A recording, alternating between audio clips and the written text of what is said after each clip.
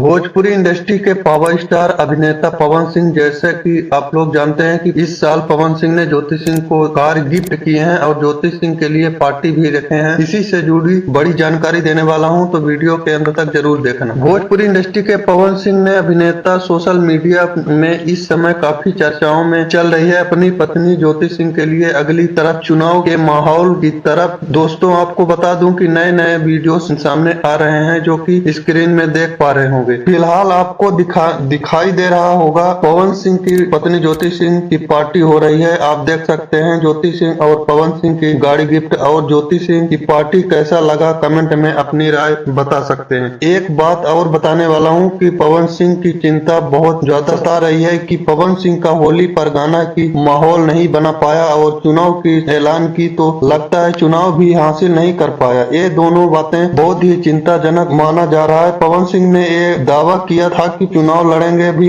लड़ेंगे किसी भी हाल में, पर आगे देखेंगे। वीडियो पसंद आया होगा तो वीडियो को लाइक करिएगा, चैनल को सब्सक्राइब। धन्यवाद। जय हिंद।